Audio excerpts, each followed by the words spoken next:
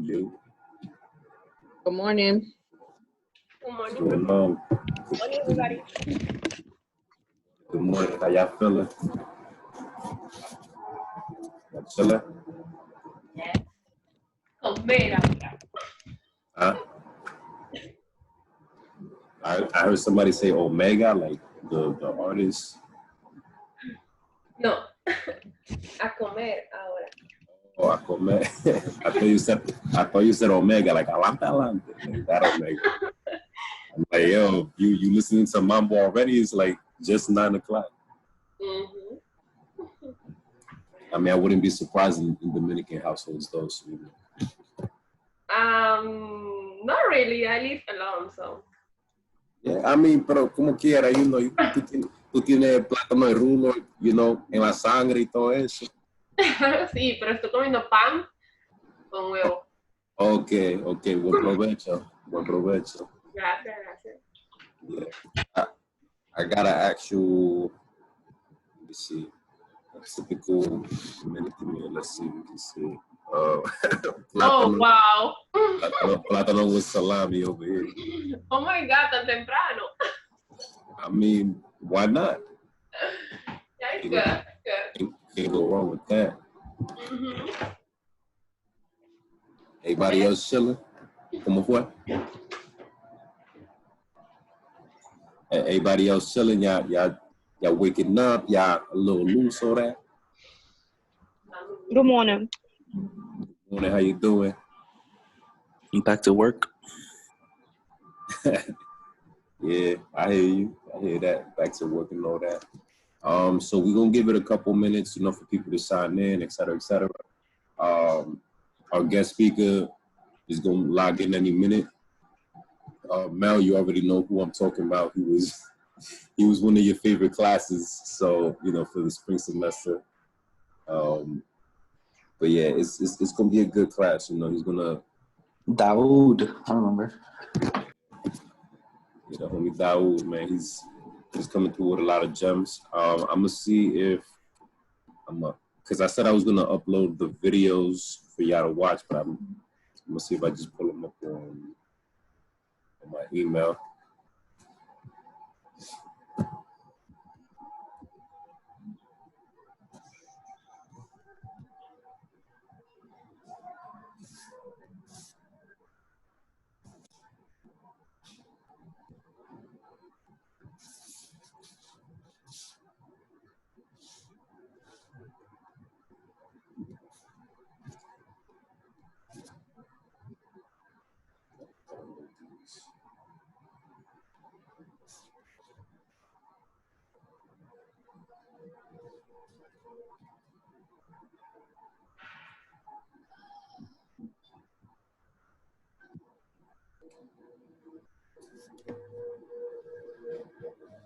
So I'm gonna download these videos and then I'm gonna share the screen so y'all can see it.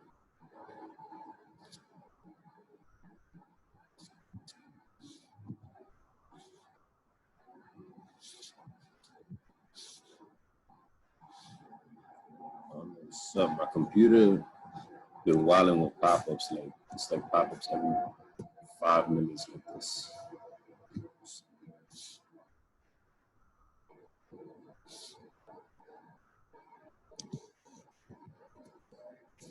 How y'all feel about your papers so far? Like y'all already started working on your papers or on your presentations and stuff like that?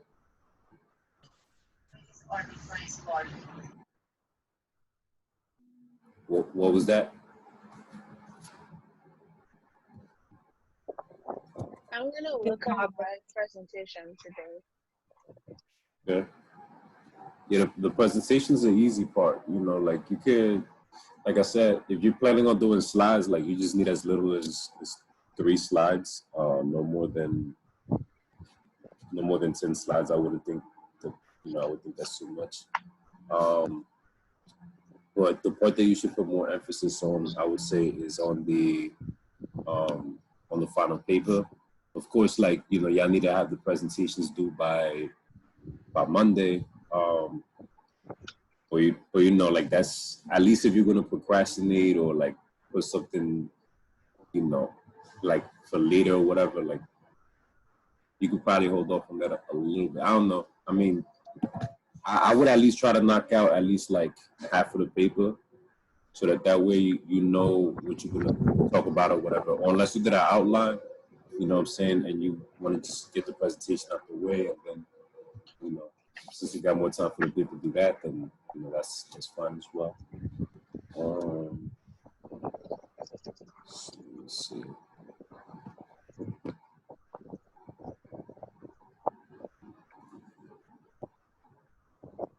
So what I'm gonna do is I'm gonna share.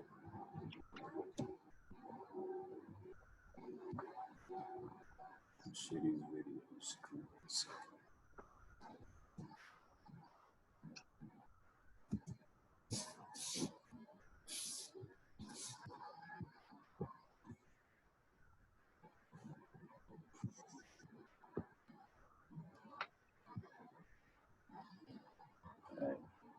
So these are videos that his name is Dawood. He's going to be a guest speaker today. Once he comes in, he's of course going to give you a breakdown and all that stuff. But I'm going to share these videos with you in advance. If he wants for us to watch the videos again, you know, we can probably do that, and then he'll give you like a breakdown as to what the video is about or whatever. But I'm gonna just show you these videos that he sent me for when he came to other classes in the past. So this is him behind the wall. He's basically using like a bucket that's sawed off in half, and he's making like basically he's mushing food so that he can prepare it. Still, I'm trying to tell y'all, man. You see how this thing though? Look how that flower look now.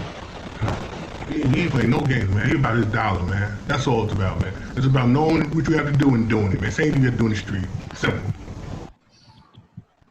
So that's that one right there. Let's see.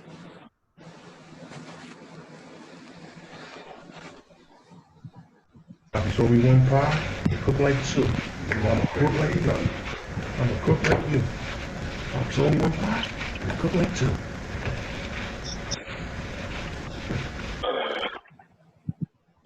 Y'all able to see this, right?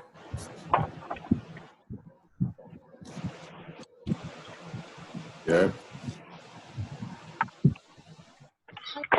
It's blurry. It's slow. All right. So we actually we got a guest speaker. He tapped in with us today. Class, let's give a warm round of applause and warm welcome to our guest speaker today, Dawood Barnes. Let's clap it up for him right quick. We got you, Hey. King. How you feeling, bro? Thank you. Good. Peace, everybody. Peace. Hope everybody, you know, is protecting themselves and protecting their peace in this time, because we're in a special moment, man. I mean, a pandemic with civil unrest. That's like, you know, the ingredients of making us better. You know, it's like adversity. It's like the perfect ingredients for adversity right now. And it's like a storm that we have to bear down and be ready to. What happened? My phone ain't connected. My phone connected. No, you good. You good. Everybody's just on mute right now. Oh, all right. Yeah. So I know that, you know, school. I mean, like I was telling the old folks, like we never lived in a time like this where mothers are quarantined on Mother's Day, and birthdays are done by drive-bys, and graduations are done by drive-bys, and we social distancing, but it's hard sometimes because we thinking that we have to see our family, we have to see our loved ones, but we have to be able to keep everybody out of harm's way. We got to be able to keep everybody out of harm's way, so we know that we interact with people. We have to somehow be safe. We have to somehow be safe and recognize that other people's safety is that we have to keep other people's safety at the forefront. This is it's a difficult time. But you know what I learned about difficult times? It makes great people. Difficult times make phenomenal people, man. And you know, in education is very key at this point because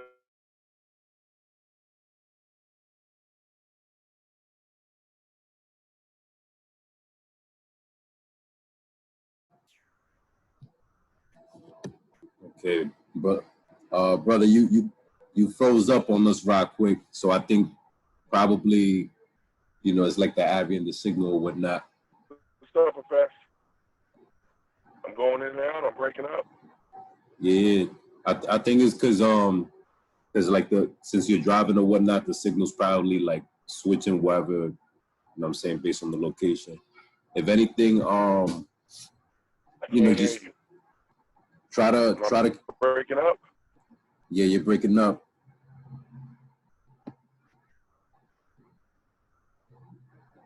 Can you hear it? Can you hear me?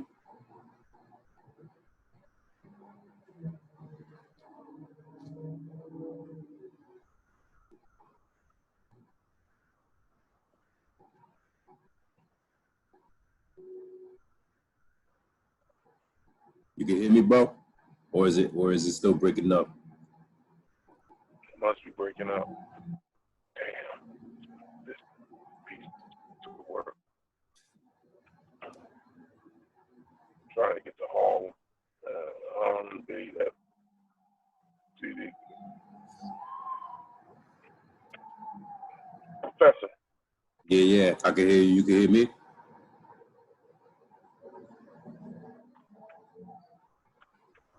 I see you moving. I see the trees blowing. Can you hear me You though? can't hear me, huh? Yeah, I can hear you. I can't hear you. That's what it is. You're like, yeah, your signal's kind of like, you know, breaking up. You. I think my speaker went out. Is that it? Trying to figure out what the hell happened. I think it's because since you're driving, the signal's going in and out. I got service. I'm in the 5G. You know the 5G don't budge when you get that 5G network going. That's New York City. I don't know. Oh man. I can hear you. I can hear you clearly right now. No, I should have got the laptop. Maybe. There's no way to put the laptop in the front seat and be able to see the people and talk to the people at the same time. Oh, it's laptop. Just give me a thumbs up if you hear me. I hear you. I can hear you. Give me a thumbs up if you hear me. I can hear you and everything, but I don't, you know what I'm saying? There's no audio for some reason. We can hear you though, bro.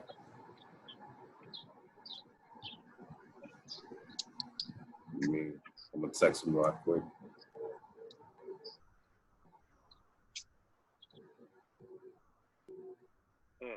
No audio, huh? You're messing this whole Zoom up. We can hear you. We can hear you though. Let's go. Let's go. Yeah. I got Sunday drivers in front of me. Unbelievable. This goddamn half, huh? Sunday goddamn. Can't wait to get around you, bro. You did your thing just now, this coming to the highway. You did your thing. You gonna make somebody crash. Cause you just driving like you get 2 miles per hour. We on the highway. So you can't hear me, huh? No, we can hear you. Hold on. Yeah, just let me give him a call right quick. I'm gonna call him through the phone. So we're gonna do, I'm gonna sign out, sign back in, let me see.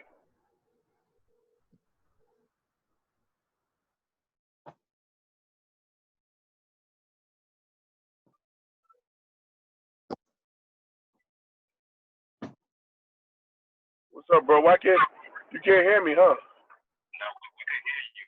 I'm not sure why you can't hear us, but everybody can hear you right now. Oh, that's what I was wondering. Yeah, everybody else is muted though, so you know what I'm saying? You wouldn't hear them anyways unless somebody asks a question. Oh, cause I don't even hear you. I don't even hear you.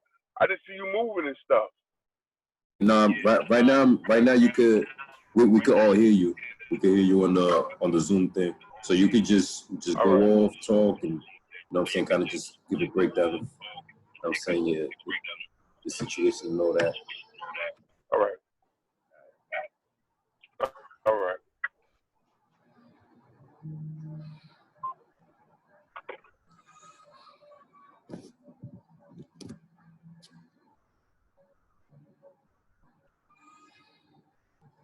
All right. All right. So let me give y'all a little bit about me. My name is Dawood Barnes. Everybody calls me WAP, and I'm a culinary chef. I just did 16 years in the feds, and I'm a community activist, and I deal with injustice. I deal with injustice on a full scale. It's not selective. I give y'all a little bit of my history real quick. I give y'all a little rundown of my history, and y'all can understand, and then y'all can see. I can put y'all in the moment where I'm currently doing, what I'm at now. So, as I was saying, my name and everything, Dawood and everything. I just finished doing 16 years in the federal penitentiary over some RICO charges I caught with me and my brothers. I got a conspiracy case with me and my brothers, and but you know, I was out in the street. I was out in the street doing what I thought was easy, and doing what I thought was quick, and what I thought was best. You know, coming from a single parent household, being in the streets at the age of 8, 9 years old, because you know, I had to quiet the stomach rumblings, and I had six other siblings in the house with me. So when you know that, and you know, like Jay-Z said a line before, he said a lot of times people hustle out of a sense of hopelessness and despair. When you feel like you don't got nothing, you have no opportunity, you look to see what's in your environment, you look around to see the opportunity that's there. And you look to see that opportunity that's there, and that looks like an opportunity, but really it's really just nothing but a distraction, a destruction. But me, I started at a young age. I started what we call honest hustling. You know, packing bags, washing cars, selling newspapers, running to the store, doing store runs, being an errand boy. I started all that real lax and slow, you know, like, and you know, thinking that it's legal and it's what we call honest hustling, and when you grow up in the hood. But you know, when you out there, what happens is you get influenced by the things you see on the street. You know, we are a product of our thoughts, but our thoughts are influenced by what we see visually, what we hear. We conditioned by the visual elements, the sound elements, everything that comes around.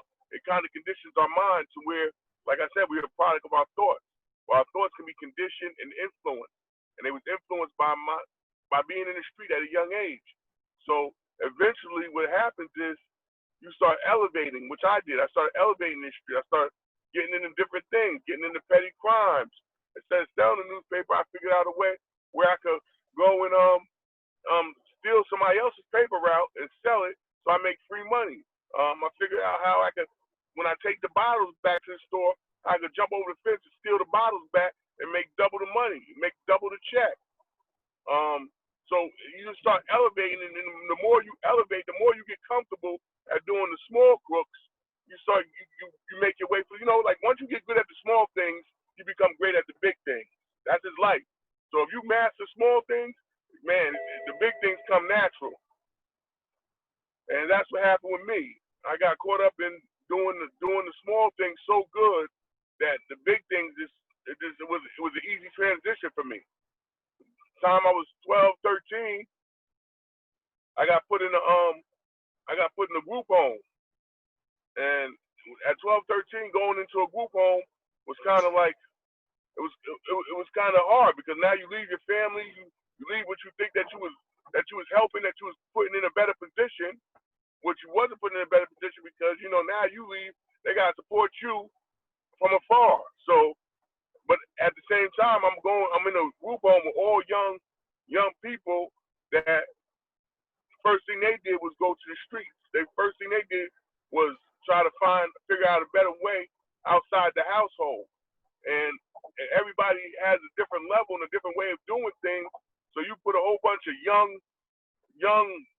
gifted street masters. That's how I would say it, because we young, we in the streets, and we all master a certain element of the streets. And now we sharing that at a young age. So, you know, I did 18 months, almost 2 years in this DFY structure. And when I came out, I was better suited and better handled to do what I needed to do because, you know, I was trained. It was like I went to my basic training on how to be better in the street. So of course, when I come home, I'm like, I'm going to school. I'm doing what, you know, what society says I'm supposed to be doing. Going to school. I'm 14, 15 years old. I'm going to school. But I'm trapping. I'm running around. I'm getting weed. You know, I'm grabbing pounds. Now I can't. The little hustles, that little $40, $50 a day, it don't do nothing because now you got habits. You got habits. You got spending habits. You got all kind of habits that come, and you know, you taking care of people. You take care of your family. So you know, you have to get a better income. You have to put yourself in a better bracket. So you know, I'm flipping pounds. I'm doing, you know, I'm in the street now. I got my own gun. I'm in the street. I'm what you call. I'm graduated to where I'm officially street dude. Cause I don't go home. I stay on the block 24 hours. You know, you change your underwear, and that's it. Change your underwear, that's it. And you keep going. You don't hardly get no sleep. You know, so that's when you're doing that, like you reach the plateau of saying, yo, I'm a street dude now. I'm an honorary street dude. The streets is my home. And you know, I was going at it, and I went to school. I graduated from high school. That's what a lot of street dudes, like the old timers and everybody, respected. I was heavy in the streets, but I went to school every day. And I graduated high school at a young age. I graduated high school at 17 years old. In the street, heavy. But I graduated high school. I'm flipping pounds. I'm coming to school. I got 2 or 3 pounds of weed in my book bag. I'm selling weed to one of my teachers. It's funny. I forgot that part of the story. I never say, but one of my teachers used to buy weed off of me in school. So it was like, that was like my past. That was the class I got to sleep in and everything because, you know, my teacher was with the stuff. And I graduated from high school. In the process, when I graduated from high school, I thought I was free because, you know, I come from a family of education. Education is very important. You know, education allows you to be anything you want in this world. So my family's big on education, and that's where I keep my family out of my business just by graduating. So they all was like, they supported me on the fact that, okay, at least he graduated. We don't have to be in his ear. You know how parents are, and the elders in your family, they nag you. But I'm heavy in the streets. I really graduated just to appease my family, but really to do what I needed to do to keep everybody out my business. So I took advantage of that. Graduated. When I graduated, I went to college for a little while. And when I went to college, I went to Mercy College, was it Mercy? Yeah, Mercy College. I went there for a little while, and I found out that, you know, the best part about college is I could sell more drugs. I didn't look at college as a learning institution. I looked at it as a trap institution. It was an institution where I could trap at. And long story short, I started getting like kind of hot in college, and then I realized I didn't have to be in college because I had everybody there that wanted to sell for me.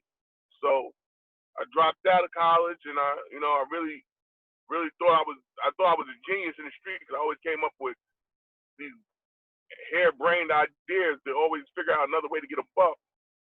So I got caught up. I was involved in the street. I got arrested.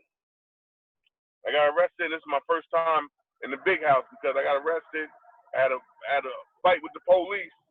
The police didn't like me, and me and the police just fought, and he planted some drugs on me. It was a whole fabricated case, but the case was based on me and the police didn't get along. So he was just headhunting for me. He come outside every day looking for me, and from that, I went up to Clinton, Denamora, Clinton, the same prison Tupac was in.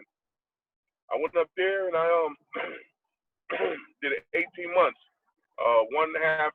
They call it 1.5 to 3 in the system, and that was a learning experience for me because like they said, once you graduate in the street, you have to graduate in the consequences too. So it was different from the DFY. It was a whole different vibe. It was a grown man experience for a little boy, because I was still a little boy. I was 21. I think I turned.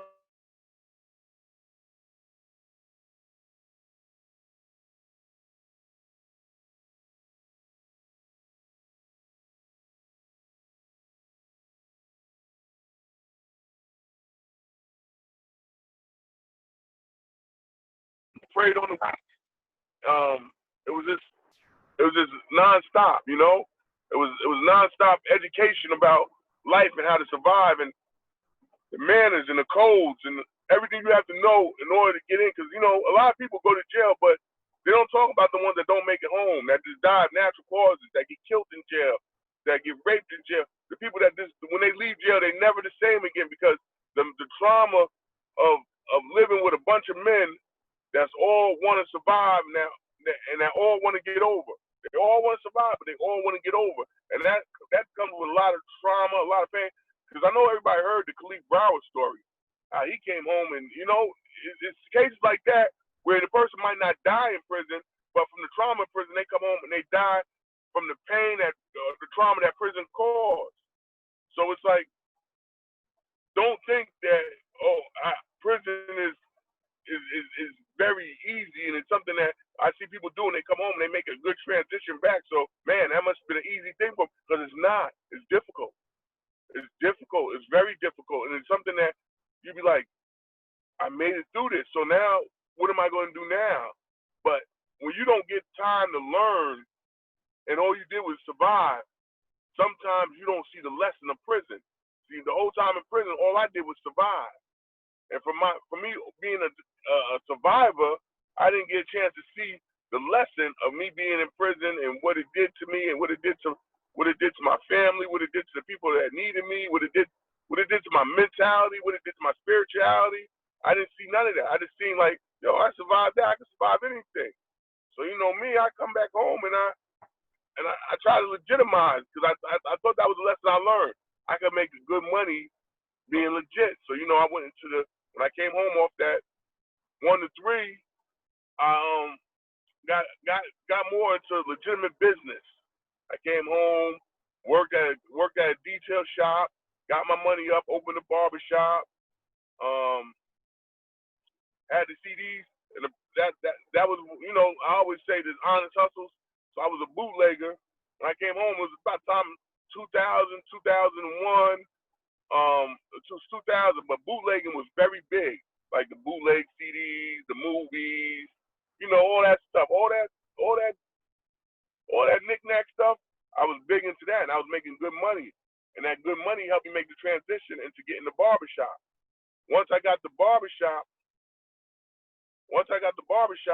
I thought I was there, because I'm doing good things. I'm doing stuff in my community. I got basketball tournaments. I got kids. I'm teaching. I'm showing kids all different kinds of things because I'm always invested. From losing your childhood, I learned something. My therapist, it says that we invest in other people's childhoods because we want them to not have to face the losses that we faced in our childhood. So that's why you see a lot of people that invest in children. It's not always the case, but a lot of people that invest in children are really invested in the childhood they wish they had. And so when I went on, I did everything I had to do. But meanwhile, my brother's coming home from the feds.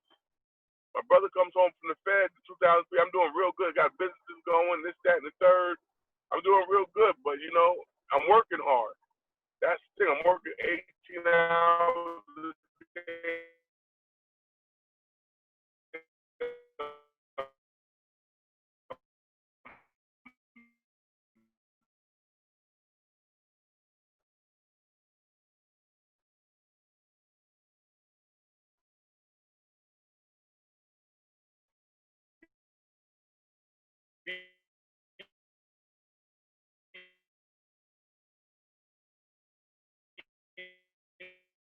up every day.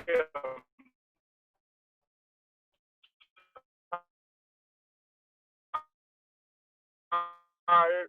There's regular peer pressure, and then what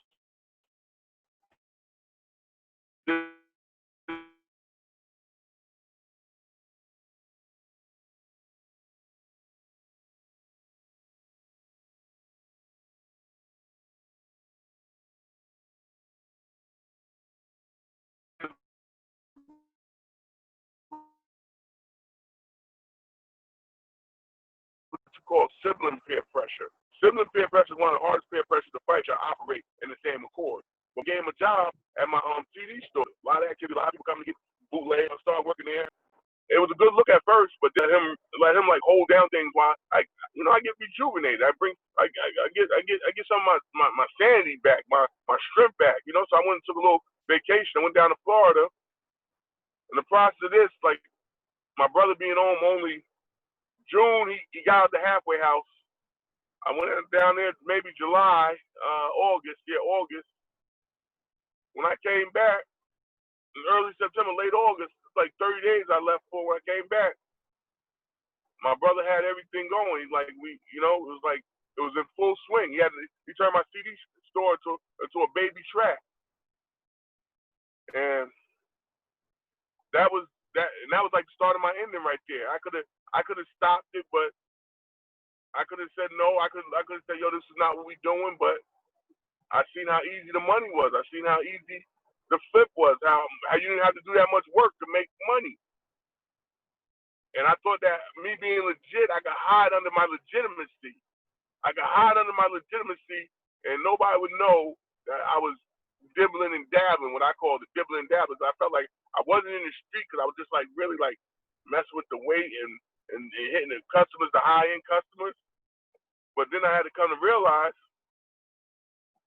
that, this is a lesson I learned once I caught my Fed case, is that when we bring drugs into a community, single-handedly, the amount of drugs you bring into the community is the amount of destruction you're doing to the community. Because what drugs do, they divide the household. They get the mother strung out. She's down the block trying to find her next hit. They get the father stealing money from the household to get high. So if you thinking that, if they don't buy the drugs from me, they're going to get it from somebody, so it might as well be me. That mentality is the mentality that's consistently destroying communities all over this country. Because somehow people are believing that, they're going to do it anyway.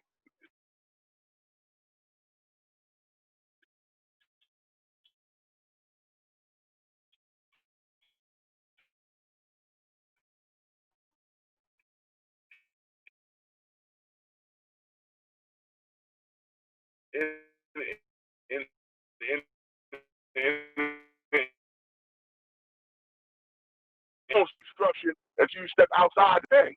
You think you honestly doing the right thing. That the drugs, the amount of drugs I was peddling, and the people I was enforcing to do that, or the people that I was, I'm being the example of legitimacy, but the whole time I'm illegit. So it was like I set a bad example for the youth.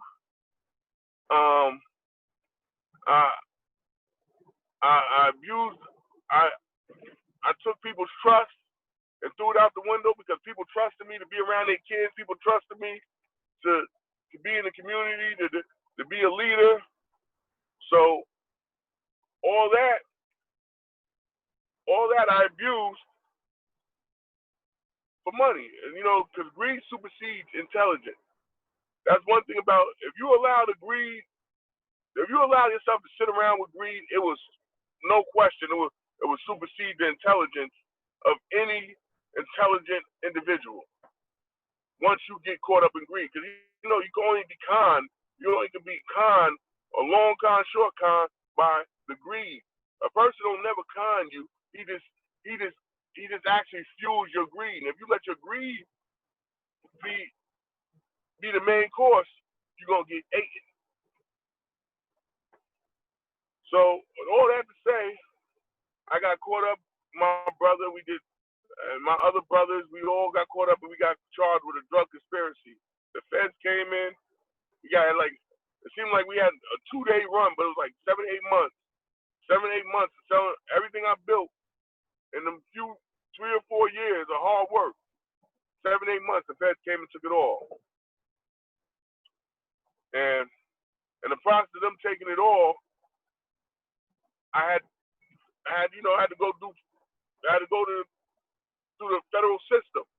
And going through that federal system, I got a chance to see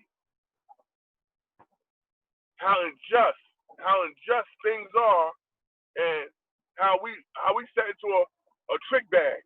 The system ain't designed to save you, because you have to save yourself. See, some people put their heroism or make the system a hero to come to save you. Nah, you have to be willing to save yourself. And if you can't save yourself, it's like you're gonna put yourself in a big trick bag.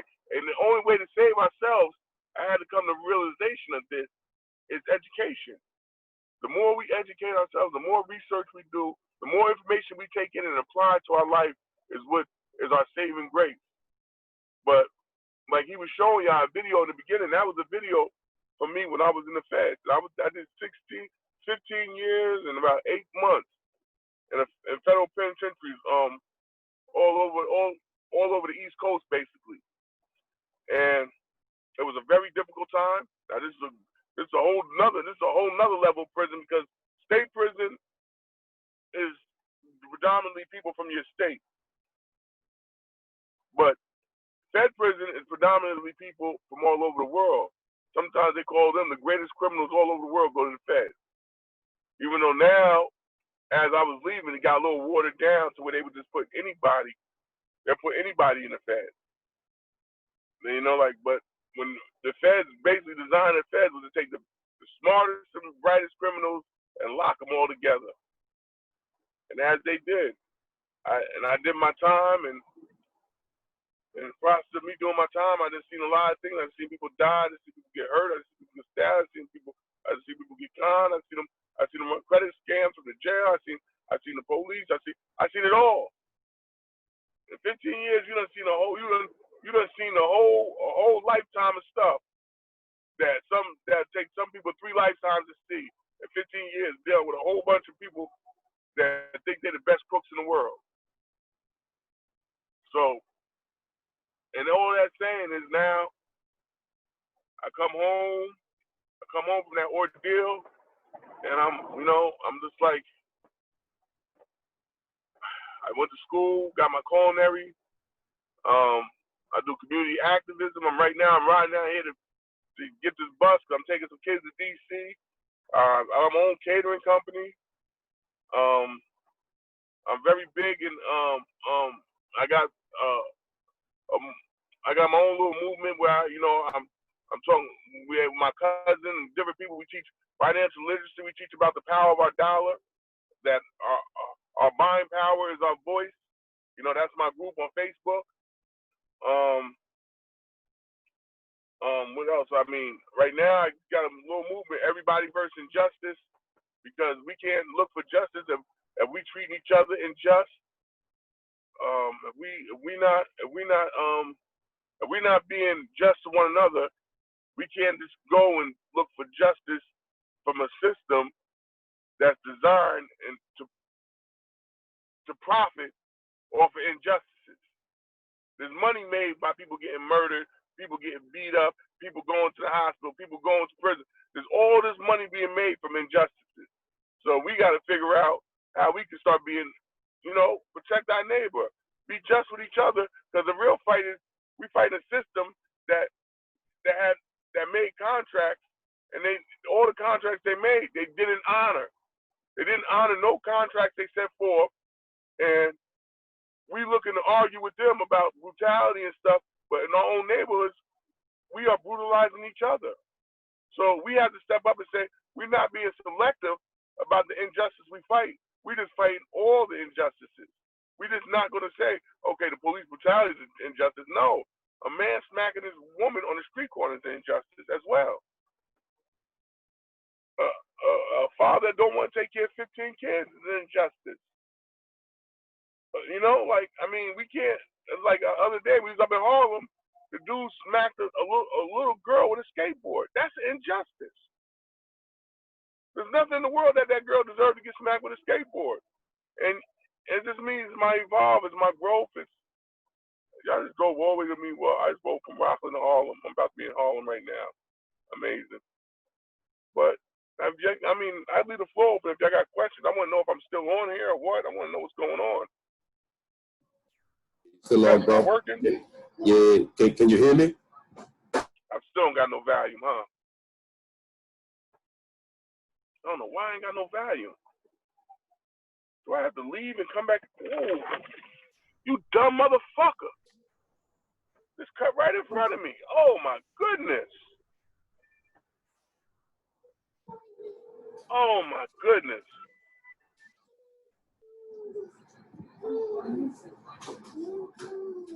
Yo. Yeah. Yeah, That was crazy. Huh?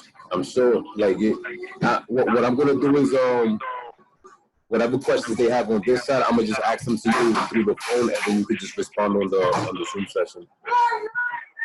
What you say? Whatever questions the students have via Zoom, I'm gonna just ask you via telephone, and then you just respond on Zoom. All right. So, the class, what questions do you have that you want me to ask? Because right now he can't even hear what we're saying. So I'm basically just going to tell him over the phone, and then he's going to respond through Zoom.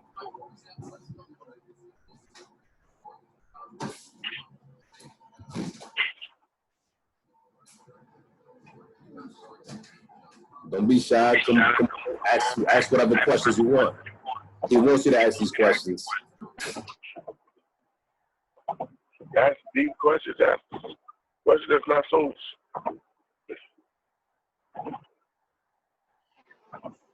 I want to say, what did you out of it? What did you learn? Yeah, man, these people are driving out here driving crazy today. I'm sorry. All right, my bad. Go ahead, Shaughnessy. What's the question? I said, what did he get out of it? What did you learn from doing 15 years? She said, what do you get out of it? What do you learn from doing 15 years? What I did what? She asked, what do you get out of the experience? What do you learn from doing 15 years? 15, 16 years. Like, what did you learn? What did you experience? Like, what do you learn? What do you experience? Out of it? Like, what was just your overall experience out of during the time that you did? What I got out of doing 15 years, man, and what did you do to occupy your time? What happened? And sometimes I said, what did he do the to worst occupy thing your time? it's a lesson, but sometimes you have to go through things to see who you really. I got so much. I got the understanding of education. I got the understanding of life, of humanness, of how to treat people. But most important, the realest lesson was of time. That you have to value your time here, because a lot of people get caught up in so much stuff and they don't realize that they didn't value their time on this planet, on Earth. That's the greatest lesson I learned was time. How to value this thing, how to make the most of it.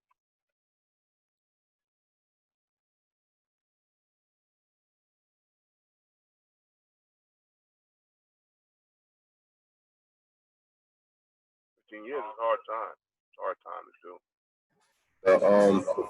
The follow-up question, she asked, like, what were some things that you did to stay occupied during that time? Oh, when I was in the prison, I was a cook. I was a cook in the kitchen, and at night I did GED training, so I tutored a lot of kids on how to get their GED. That was real important for me. And I did a lot of studying. I did a lot of reading. I did a lot of studying on on Black history, on on all the stuff that we go through, all the stuff we go through as people, and I just took my time and I realized that I have to. What occupied me was knowing that when I come out, I'm gonna be like an asset to my community, an asset to my culture, to my people. That was the whole thing. I was not gonna be a liability. So for a lot of years, consciously and unconsciously, I was a huge liability. So by me, I conditioned myself by doing a lot of GED training. I might have got like maybe over 500 people since I was in the Fed, their GED. Young kids, old people, people 55 years old that I had to break it all the way back down and show them how to read. And that was my way of getting ready for when I got out here to be an asset. Go ahead, Grandma. Take your time, Mama. Take your time. That's right. Yeah, so it's about being an asset, and that's what I like trained myself to be an asset when I came home.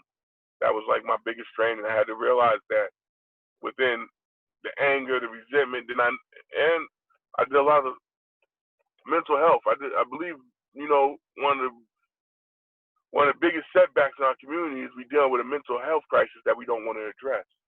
So I took time and I built my mental health. Everything I could do to help with cognitive thinking and all therapeutic sessions, therapy sessions. I did all that to build me up mentally because it's a challenge, and especially out here coming back into society, not hearing the keys, not hearing the shakedown at 4 a.m, not having to get up, not having to do the things that that you've been conditioned to do in prison, to be in society and not having to think those things. That was a process, and I knew that. And I knew a lot of people's setbacks come from still feeling like they're in prison in society. So I had to make that. I was constantly trying to make that adjustment so I didn't feel like that. And that was what I did. I trained to come to home and be an asset. That was what I did. And I did it with all little ways of talking to kids that's first time in, and I started Men of Influence I did a Men of Influence program, how to make people that leave be more influential in their community. I did the GED and I did the cooking. So I just got hands on early, and that's what did it for me. Oh man, everywhere I go is traffic. I knew I couldn't get in there. What are some other questions that y'all have for our guests? While he Can you repeat that?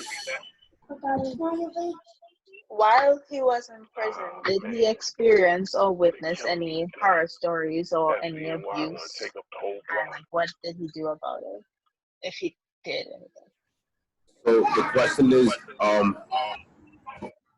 like, what was the horror stories that you give the students about prison, and then while you were in there, like, how was the way that you moved? Like, what did you do about those situations, or not do in those situations?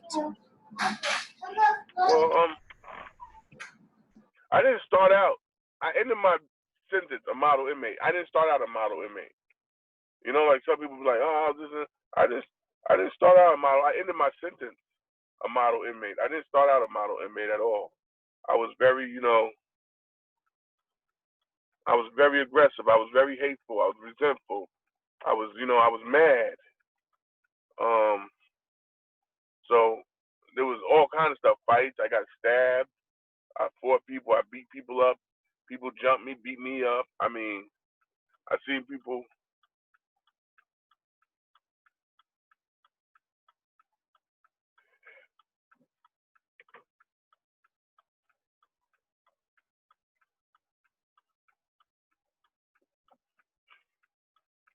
Yeah. So horror stories. I seen people get raped. I think I've seen it all. In forms of horror stories. I see people OD on drugs. I see people die from eating too much food. They're sitting there trying to eat pizzas every night, and I see people die in their bed. I mean, the stories you hear on TV, times 10. The stories you hear on living in now. You're living with a whole bunch of people that feel that, you know, they're gonna be criminals to the end. The horror stories is real. I mean, see people die. I mean, it's everything you would think. It's trauma on top of trauma, because a lot of times we come from these neighborhoods that we see things in our neighborhood. So what I call is compiled trauma. So you go from a neighborhood where you see a lot of things that traumatize you, and then you go into a prison system that is a condensed version of a worse neighborhood stacked with the worst individuals. So it's like what I call compiled trauma. It takes somebody out of a trauma zone to put them in more trauma.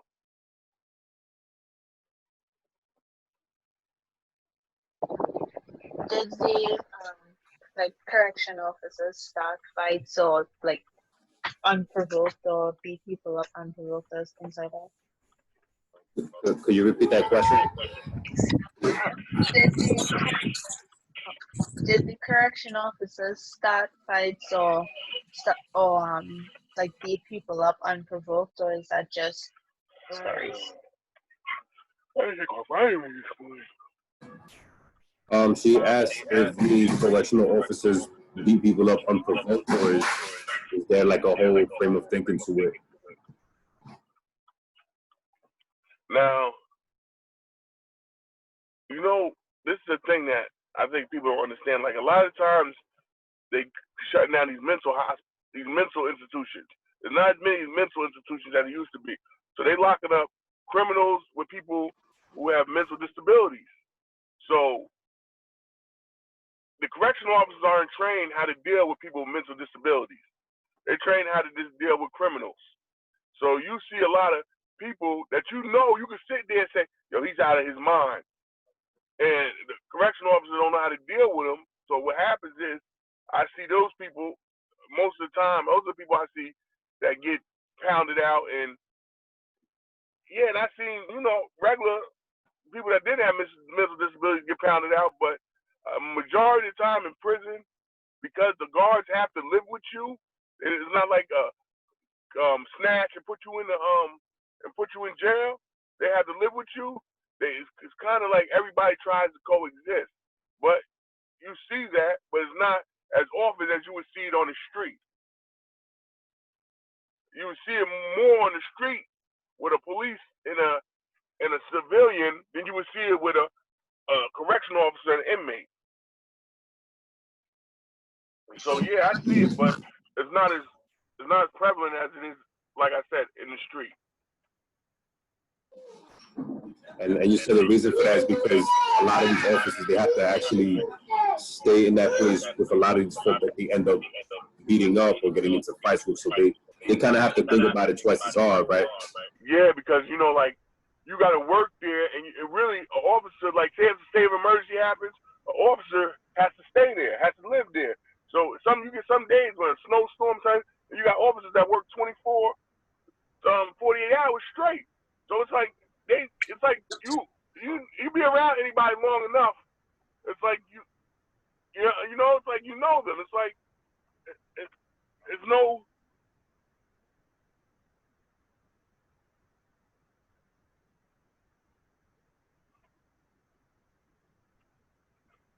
It's like you know them. So you know how to deal with people because you've been around them so long.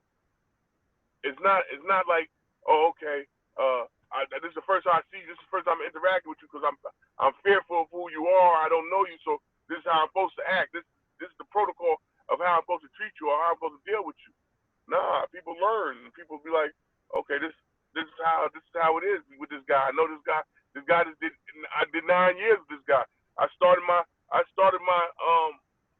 my bid. As I started my bid, this was a rookie officer. So this officer, we know each other. We know each other real good. So, you know, it's that right there that allows people to where it ain't as prevalent as it would be on the street because of how our history of living together. What are some of the questions y'all have?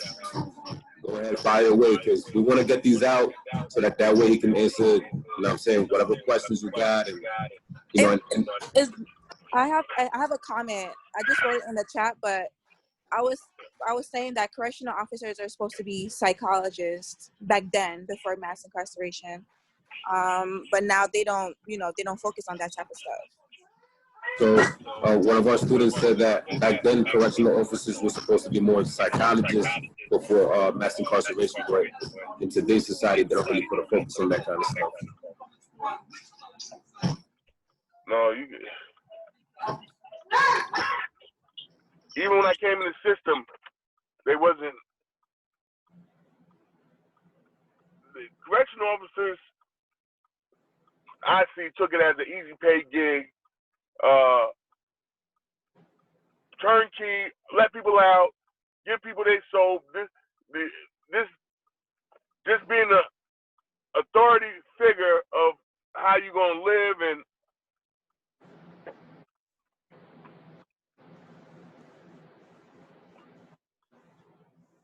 how you gonna how people gonna get along and make sure nobody's fighting. This really, they used to always say this little term. They had a little term, man. Eight and gone, man. 8 and gone. I'm trying to get 8 hours in and leave.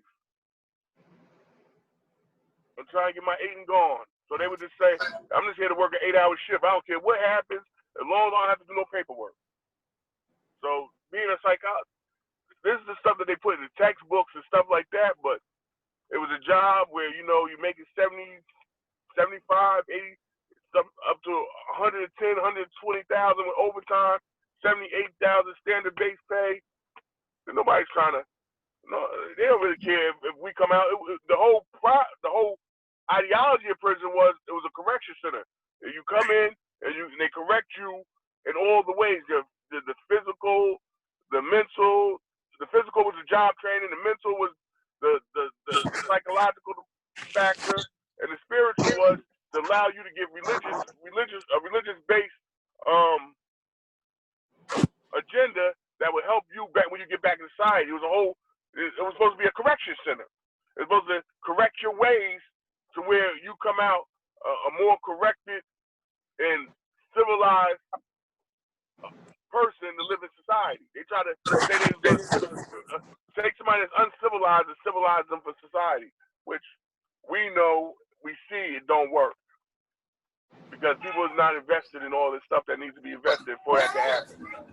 Right. It's like one of the first facilities was Eastern State Penitentiary in PA, and their main focus was that quote unquote reform people, right? Penitentiary coming from the word penance, so it was to try to make people kind of submit themselves, you know, to like a moral authority, you know, using religion and stuff like that. But in the beginning, like a lot of stuff was more religious, quote unquote, based. At least that's how they try to paint it. But at the end, like science ends up proving that a lot of those practices obviously did more damage than they did good at the end of the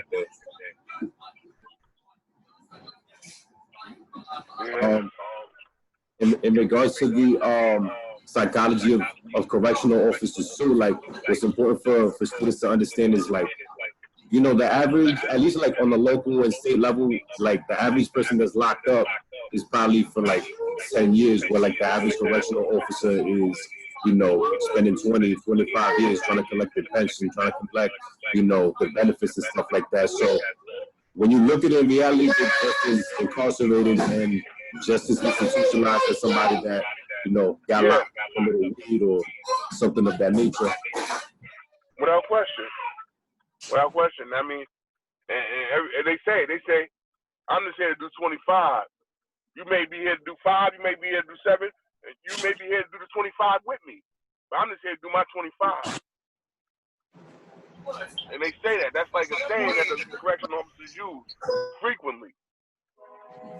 Yeah, and the thing is, like, a lot of them, it kind of goes back to this conversation of like, you know, did they choose a job or did the job choose them? You know what I'm saying? Because especially now, like, corrections has a very high turnover rate. Like when I was on the island or whatever, like you know, they was hiring officers like crazy. Like the process to hire NYPD took like 2, maybe 3 times as long as it did to hire a correctional officer when it's still all coming through the same government. You know what I'm saying? But people, like, because of what you said earlier, like if you're a police officer like on the streets, you know what I'm saying, like you only got to meet a person maybe one time, maybe a couple times if they're a repeat offender or whatever. But as a correctional officer, like people get to figure you out. They get to look at your weaknesses, your frame of thinking, and it's a whole psychology behind it. You know what I'm saying? And obviously being authoritarian and, you know, a person of power, and then people start figuring you out and making you look like a chump. It's like it's kind of like an ego trip at the end of the day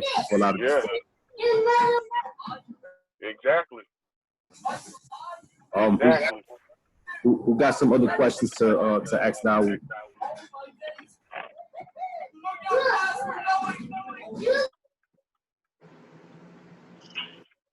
How did he manage to establish his business after being a federal inmate? Because like it's really hard to even like, how did he get his license to set up his business and things like that?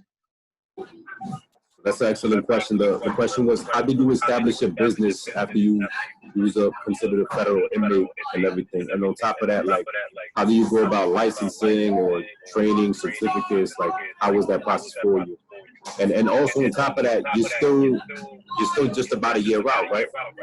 Yeah. Well, last week was my first Father's Day, because last year I was in the halfway house for Father's Day, so this was like my first Father's Day out. But when I came out and what I did was, like I told you, I studied in prison and I understood all the programs that was available for me. So when I came out, first thing I did, I got my OSHA 30, I got my I got all my certs that can give me a job. But those are the jobs I wasn't passionate about. I have all my plumbing, I'm certified in all that. I went ASAP, went to the programs, got my certs, got New York State certified. Then I went to culinary school, but I had to take them certs so they could say, yo, he's serious, so they would pay for my ride, because culinary school was kind of expensive. It was a 9-month program. I graduated that in December. And when I graduated that, I went to I started working at the 5-star restaurant right off the rip while I was still in school, because the 5-star restaurant recruited me out and saw how good I was, and they hired me. So I worked a 5-star restaurant while I was in school, and I got my culinary thing up, and then people started asking me, yo, you think you could do an event for me?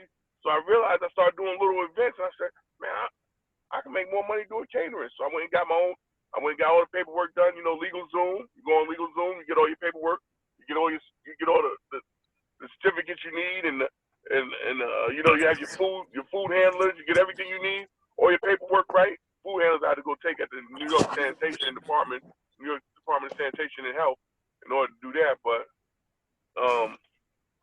everything else, I just got my paperwork, and I'm working on my nonprofit right now, because I really deal with a lot of at-risk youth. I go in at-risk neighborhoods and I talk to the youth. I talk to them about my thing is ceasefire now, ninjas. I teach them that, it's like F the strap, get the bag.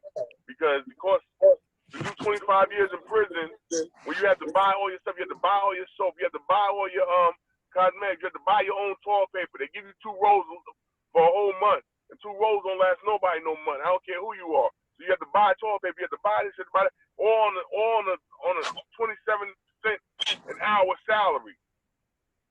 So you eventually become a burden to the people that you was trying to help in the street, because now you have to constantly swing a circle. You have to have a circle where you have to say, yo, you think you give me $40 this month? You think you give me $40 this month? And that ends up costing what? You end up it costs you about $200 a month to survive in prison. $200 a month times 1 year is $2,400 a year. Every 10 years, that's $24,000. So in the course of doing a 25-year bid, it'll cost you $60,000. And you out here hurting people and realizing you're doing what you're doing out in these streets. Just like I go tell the youth, you're doing what you're doing out in these streets, and you don't even have $60,000 to do a bid with. You don't have that money to do no bid, to do no 25 years. So you out here, you're going to shoot somebody over a girl that y'all both slept with, or over he got a color. He's a different color than you. He rocks this color. You rock that color. So y'all not shooting people. Y'all shooting people over pointless things, and them pointless things is costing y'all more money and more of your life than you would ever have thought. So my thing was to come back and give the youth that, and sometimes they shoot me away, they shun me. I go to Brooklyn, I go to the Bronx, I go all over, and they just OG, we not trying to hear that. Yo, shorty, if dude come left, I'ma slide on him. I'm saying, okay, but slide for that bag, bro. I understand that you're gonna slide for that bag. Go slide and get that bag. The same energy you're gonna put in the keeping your face right where somebody try to play you. No. Understand that the system playing you because you broke. Slide for that bag. And that's why I have to go. And it's hard work. It's hard work, but my thing is I come with the approach where, you know, I usually bring the food out, free food, and I bring my grill out and I cook, and that's how I get my message across, through food, because, you know, people like good food, and you know, the good food and a good conversation, it sits well with people. It really does. And that's my thing. So that's how my business is really just to make me some money, but my real business is my passion to make sure I reach the kids and let them know what's real and what's not.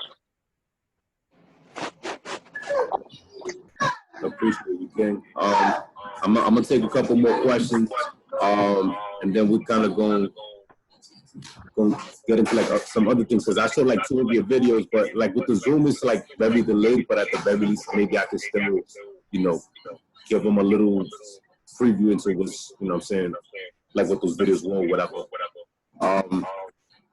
Let me get some other questions so I can ask Dawood. But did you ever get discriminated? Like when people find out you're like you were in federal prison, did you ever get discriminated for that, like with your job or with your clients? Can you repeat that one more time? Did he ever get discriminated, like when people find out that he was in federal prison, like for his job or with his clients? Like, did he ever face discrimination for that? Got you. So the question is, have you ever been discriminated against because of your past and being in federal prison? Like whether it's applying for a job or, you know, just people looking at you crazy or whatever. You know, and this is big because I always thought that was gonna be an obstacle for me. I said, man, people are gonna look at me and say, this dude, he's a felon, this, that, and the third. So what I did was, and this is the thing I tell the young bro, we have to get on the offense. Stop playing defense. We've been playing defense so long that we allow with people's perceptions or people's ideology or their caste or their social class system. You know, they have these social caste systems where they put people in different social settings. And I got on the offense. I went and got all my work. I went and got all my search. I went and got all the stuff I needed to where people need me, regardless of my criminal history. People say, well, he's a good worker. Man, he does this, or he does this with the kids. I just got on the offensive, and that's what I try to tell a lot of youth and a lot of people: be offensive, because this system is designed to discriminate, whether it's skin color, whether it's your citizen status, whether it's how you talk, or whether it's who you hang with. This system is designed to discriminate. So what you can't do is wait for them to discriminate against you. You gotta get on the offense to where you're so much of an asset that they don't have no time to discriminate because they need you. And that's what I did when I came home. I came home, and a lot of people I would hear the stories. Oh man, I can't get a job. I filled out 50 applications. I went home and got certified. So when I was certified, and they seen my skills in class, and then I went out and I did a lot of volunteer work. I come and help people cook. I'm doing this. I come and help you. So people like, yo, he's good, man. He helped me. Yo, and the next thing you know, restaurants was inquiring about me. I got on the offensive, and that's what we gotta do in life. We gotta get on the offensive. We can't play defense no more. We gotta play offense. We gotta hold the ball and get in the end zone. That's fire, and that's a life principle in general. Like, not even if you're you know what I'm saying, if you got locked up or anything like that, like you need to be thinking like that overall, you know what I'm saying? And I chop it up with my students about this, like, you know, thinking about how they need to go about like registering for classes or how to go about getting a career, like getting internships, you know what I'm saying, like getting involved in different ways. So I definitely agree with you. Like we gotta play defense to whatever extent. We gotta pick up battles, but offense, like you gotta make it known that you're a formidable opponent out here. You know what I'm saying? Like you can actually do the work, get it done, and make yourself get recognized and all that. So that's what's up right there. Let me take 1 or 2 more questions, and then I'm gonna show you the rest of the videos, and then now we'll kind of give you like a little context about them.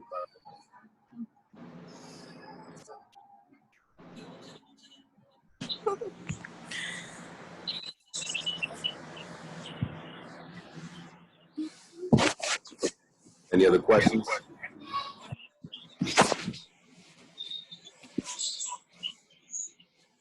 All right, so what I'm gonna do is I'm gonna share the screen, and I'm gonna show you the other videos that I had set up already. Second. I have one last question. Yeah, go ahead. Did he maintain like relationships with his family while he was incarcerated? You asked how did he maintain his relationship with family while he was incarcerated? Yeah. All right, so that's the question. Why? How do you maintain your relationship with people while you was locked up? I'm gonna tell you, and that's probably the hardest part about doing time, because when you do time, people die. 10 years, 15 years, you're gonna have some people that you love that die. And me, I master the art of blocking things out. You know, I'll write letters, and I make my little bit of phone calls, but that, you know, all that costed money, and I used all my money, that little extra money I was getting for education. I was breaking records. Sometimes, some months I was reading like 32 books in a month. I read so many books, I forgot the books I read.